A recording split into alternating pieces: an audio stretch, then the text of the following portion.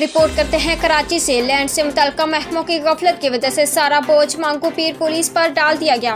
मंगू पीर police को जो भी जमीन की कंप्लेन मिलती है वह जरूर कार्रवाई करती है। मंगू पीर के कई इलाकों में कब्जा माफिया और नाजायज तजावजात के खिलाफ कई ऑपरेशन किए गए, मगर अब भी गुलशन हबीब, गुलशन सियाज, डबल रोड, गुलशन तौहीद, खैराबाद, मदीना कॉलोनी के अतराफ कई प्लाटों पर तनाज़ात चल रहे हैं।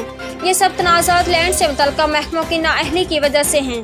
जाली नक्शे, जाली पानी के बिल, एक जगह के लीज दूसरी जगह में इस्तेमाल करना, एक प्लाट पर स्टाम्प पेपर के जरिए 5-5 दावेदारों का दावा, ये खुली दहशतगर्दी नहीं तो और क्या है।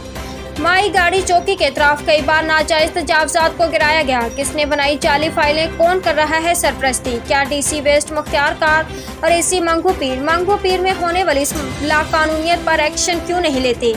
जमीनी मामलात को देखना लैंड एवं मुतल्लिका महकमों की जिम्मेदारी है, मगर ये बोझ मंगू पीर पुलिस पर डाल दिया गया। मंगू पीर पुलिस को जो भी कंप्लेन मिलती है वह कानून के मुताबिक कार्रवाई करती है।